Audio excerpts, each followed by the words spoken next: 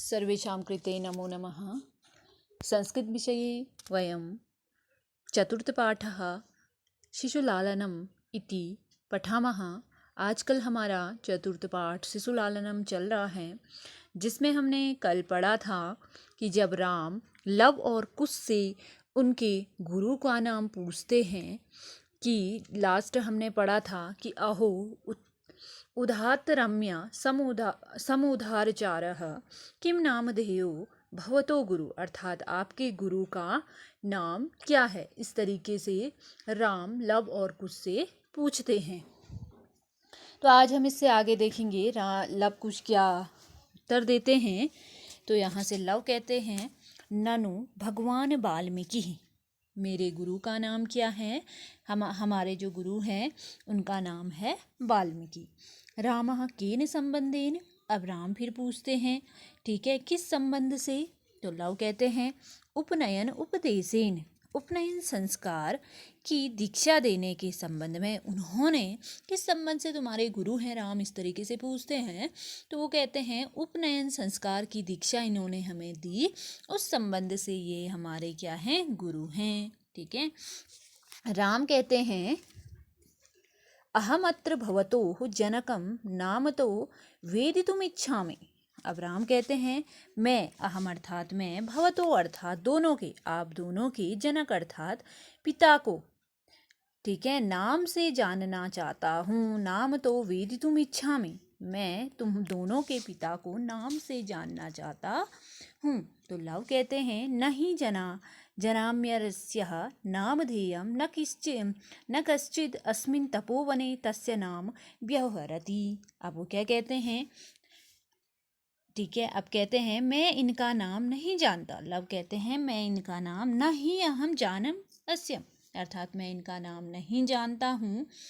ठीक है, नामधेयम अर्थात नाम नहीं जानता हूँ। कोई भी कश्चित अस्मिन, ठीक है, कोई भी इस तपोवन में, ठीक है, कोई भी इस तपोवन में, तस्य अर्थात उनका नाम नहीं लेता है, न नाम व्यवहरति अर्थात उनका इस तपोवन में कोई भी नाम नहीं लेता है। मैं उनका नाम नहीं जानता हूँ, कोई भी इस तपोवन में उनका नाम नहीं लेता है। राम कहते हैं अहो महात्मा आत्मयम, ठीक है, अरे बड़ी महत्ता है। उनसे कहते हैं अरे, अहो अर्थात अरे, बड़ी क्या है, महत्ता है। तो कुछ कहते हैं जाना अहम तस्य नामधेयम, जानो अहम तस्य नामधेयम, मैं जानता हूँ उनका नाम। अब कुछ कहता है मैं जानता हूँ उनका नाम। राम कहते हैं कथ्यताम, कहिए या बताइए। कुछ कहते हैं निरअंकुशो नाम, ठीक है, निर्दय नाम है उनका। कुछ कहता है उनका नाम क्या है, निरअंकुशो अर्थात निर्दय उनका नाम है। अपने पिता का नाम बताते हैं, उनका नाम क्या है, निर्दय है। तो राम कहते हैं वयस्य अपूर्वम खलु नामधेयम, मित्र निश्चय ही अनोखा नाम है। अब वो निर्दय नाम उनका बताते हैं, तो राम कहते हैं मित्र निश्चय ही उनका क्या है, अनोखा नाम है। तो विदूषक कहते हैं विचित्यः एवं तावत् पृच्छामि निरंकुश कोश इति को एवं भणति, ठीक है, विचित्य अर्थात विदूषक ने क्या वे गुस्से में ऐसा, एक मिनट, विचित्य अर्थात सोचकर, विचित्य का अर्थ हुआ सोचकर, एव तावत यह पूछ रहा हूँ कि निर्दय कौन कहता है उन्हें निर्दय। विदूषक ने अब उन दोनों से उत्तर पूछ दिया कि जो तुम निर्दय नाम बता रहे हो, ये ऐसा निर्दय नाम कौन बोलता है। ठीक है, तावत पृच्छामि निरंकोश इति को ए भणति, भणति अर्थात बोलता है या कहता है, भणति का अर्थ कहता है भी होता है। ठीक है, तो कुछ कहते हैं अम्बा, अम्बा का अर्थ होता है माँ, ठीक है, कुछ कह रहे हैं मेरी माँ कहती है अम्बा, ठीक है। तो विदूषक कहते हैं किम कुपिता एव भणति उत प्रकृति स्था, क्या वे गुस्से में ऐसी कहती हैं, कुपिता अर्थात गुस्से में, भणति अर्थात कहती हैं, या प्रकृति स्था या स्वाभाविक, प्रकृति अर्थात स्वभाव से, ठीक है, या स्वाभाविक रूप में गुस्से से कहती हैं या स्वाभाव रूप में? तो कुछ कहते हैं यद्या वयो बाल भव जनितम कश्चिद विनयम पश्यति तदा एवं अधिक्षिपति निरंकोशस्य पुत्रो माँ चापलम इति। अब विदूषक कहते हैं क्या वे कुछ कहते हैं यदि हम दोनों की बाल भाव से उत्पन्न उदंडता देखती है, जब हम कोई उदंड यद्य बाल भावात जनितम किंचित विनयम पश्यति, अर्थात विनय अर्थात कोई उदंडता, वह वयोबल से हम दोनों कोई उदंडता करते हैं तो ऐसा देखती हैं वो, तदा एवं अच्छीपति निरंकुश पुत्रो माँ चापलम इति, तब ऐसा फटकारती है। ठीक है, अच्छीपति का अर्थ हुआ फटकारना। तब ऐसे फटकारती है कि तुम निर्दयी के पुत्रों चंचलता मत करो, ऐसा ये निर्दय के पुत्रों तुम चंचलता मत करो, ऐसा हमसे कहती हैं। तो विदूषक कहते हैं एतयो यदि पितुर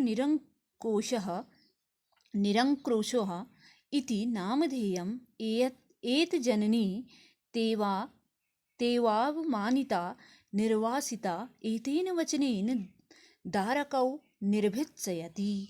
अब वहाँ पे विदूषक फिर क्या कहते हैं, यदि इनके पिता का नाम क्या है, निर्दय है, यदि पितुर निरंकुश अर्थात इनके पिता का नाम निर्दय है, तो इनकी माता उससे अपमानित व निष्कासित होने के कारण उन्हें क्या करती होगी, फटकारती होगी। ठीक है, राम कहते हैं स्वागतम धिक् मामेव भूतम सा तपस्विनी मत्कृते अपराधेन स्वपत्यमेव मन्यु गर्भैर रक्षि निर्भत्सयति। अब वहाँ पे राम क्या कहते हैं, अपने मन में सोचते हो, स्वागत है अपने मन में, कि ऐसे मुझको क्या है, धिक्कार है। मामेव भूतम धिक का अर्थ हुआ धिक्कार, वह तपस्विनी मेरे द्वारा किए गए अपराध के कारण। ठीक है, वह तपस्विनी क्या करें, मेरे द्वारा अपराध के कारण अपनी संतान की इस प्रकार अहंकार युक्त शब्दों से क्या करती हैं, फटकारती है। ठीक है, सवास्प अवलोकयति रामः स्ववास्प को अवलोकयति का अर्थ यहाँ पे देखेंगे हम कि वास्प मतलब गीली आंखों से, वास्प का अर्थ हुआ गीली आंखों से, मतलब राम की आंखों में क्या आ जाते हैं, आंसू आ जाते हैं, उनकी आंखें गीली हो जाती हैं।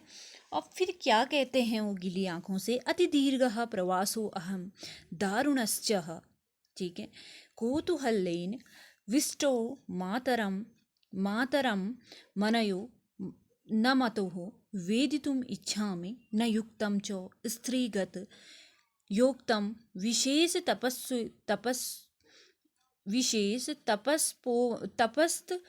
तपोवने तथ को अत्र अभ्युपायः। अब देखिए कहते हैं यह प्रवास बहुत लंबा है, अति दीर्घ, जो यह प्रवास कर रही हैं मतलब जंगल में रह रही हैं, यह क्या है, बहुत ही दीर्घ है, लंबा और दुभर है, कठिन है।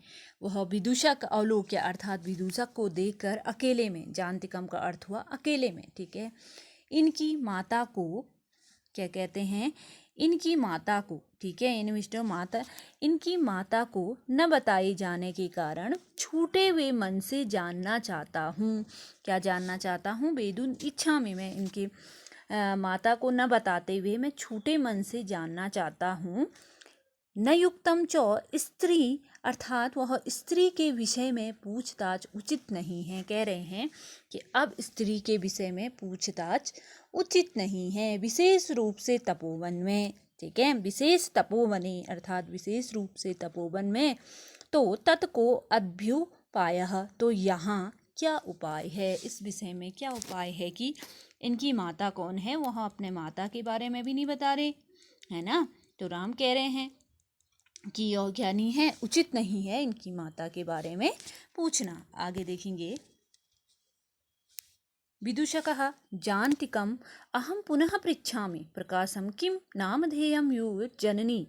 अब देखिए फिर विदूषक जानतिकम अर्थात अकेले में फिर मैं पूछ लेता हूँ स्पष्ट शब्दों में, प्रकाशम अर्थात स्पष्ट शब्दों में, तुम दोनों की माता का क्या नाम है? किम नामधेयम युवयो जननी, तुम्हारी माता का क्या नाम है? लव कहते हैं तस्या द्वे नामनी, उनके दो नाम हैं।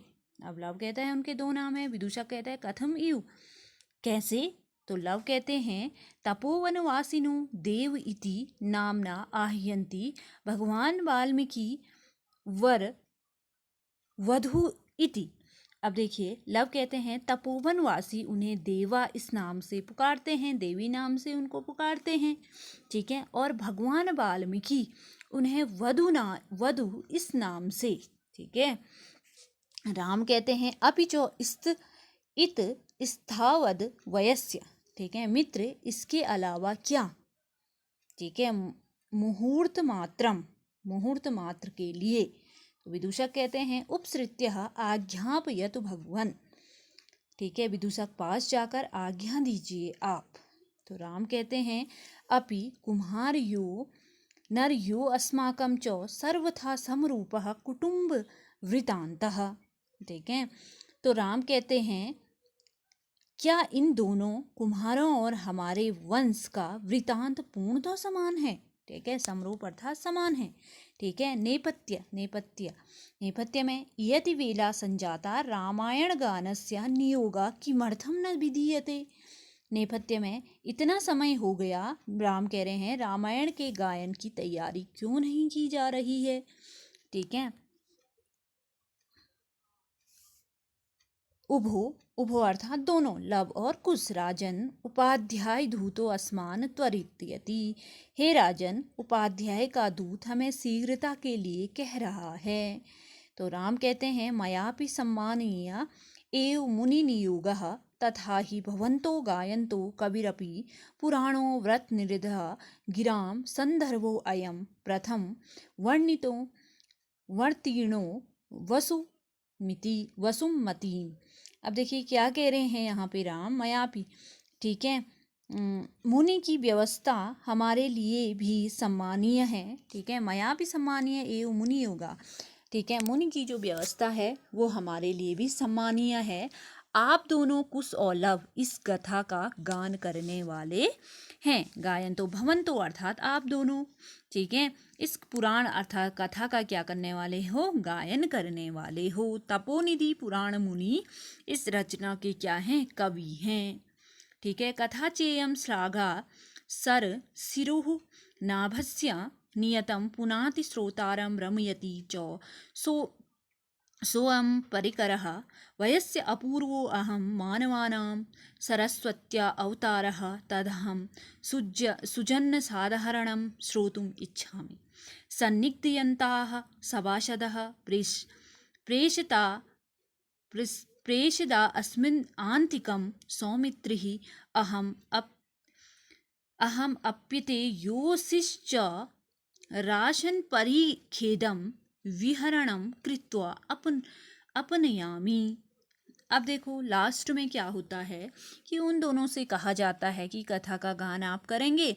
तपोनिधि पुराण मुनि इसके क्या होंगे? रचनाकार होंगे। धरती पर प्रथम बार अवतरित होने वाला स्फुटवाणी का यह काव्य है, ठीक है। स्फुटवाणी का यह क्या है? काव्य है। और इसकी कथा कमलनाभि विष्णु से संबंधित है। इसकी जो कथा होगी वह किससे संबंधित होगी? कमलनाभि विष्णु से संबंध है। इस प्रकार निश्चय ही यह संयोग श्रोताओं को पवित्र और आनंदित करने वाला है, ठीक है। इस प्रकार यह जो गा रहे हैं वह श्रोताओं को क्या करने वाला है? आनंदित करने वाला। श्रोतारम रमयति और स्वयं परिकरः अर्थात यह श्रोताओं को पवित्र और आनंदित करने वाला है। वयस्य अर्थात मित्र। सरस्वती का यह अवतार, ठीक है, सरस्वत्या अवतारः सरस्वती का यह अवतार मानवों के लिए अनोखा है। जन साधारणम अर्थात जो मानव हैं उनके लिए अनोखा है। मैं उस जन साधारण के हृदय भाव को सुनना चाहता हूँ। श्रोतुम इच्छा में उन साधारण लोगों के भाव को सुनना चाहता हूँ। सभी सभासद बैठ जाएं, ठीक है, सभी सभासद क्या हो जाएं, बैठ जाएं। लक्ष्मण को मेरे पास भेजो। ठीक है, सौमित्रे अर्थात सुमित्रा का पुत्र लक्ष्मण को क्या करो, मेरे पास भेजो। ठीक है, मैं भी उन दोनों के चिरकाल जनित कष्ट को विहार करके दूर कर देता हूँ। इस प्रकार सभी क्या हो जाते हैं, निकल जाते हैं। अब देखिए इस पार्ट में लास्ट हमें यह निष्कर्ष देखने को मिलता है, ज़्यादा कुछ इसमें हमें स्पष्ट नहीं है, लेकिन इस पार्ट में हमें यही बताया गया है कि जो लव और कुश अपने पिताजी के दरबार में जब आते हैं और जब वह वहाँ क्या गाते हैं, रामायण गाते हैं। तो लास्ट में शायद इसमें दर्शाया नहीं गया है, इस पार्ट में इतना ही हमें बताया गया है। लास्ट में वहाँ पे वो रामायण का गान करते होंगे और फिर उनको पता लगता होगा कि ये दो क्या है, हमारे पुत्र हैं। मतलब कहानी हमें यहीं तक बताई गई है, जब वह दरबार में जा करके रामायण गान करने लगते हैं, बस सभी श्रोतागण वहाँ बैठ जाते हैं। इतना हमें इस कहानी में बताया गया है। तो 10th क्लास आज हम इस वीडियो को देखेंगे। अगले दिन मैं इसके क्वेश्चन आंसर आपको भेजूंगी। आप एक बार वीडियो से अर्थ ग्रहण कर लोगे तो हमें क्वेश्चन आंसर ही इसके ज़्यादा ही कार्य में आते हैं। ठीक है, तो अस्तु नमो नमः, धन्यवाद।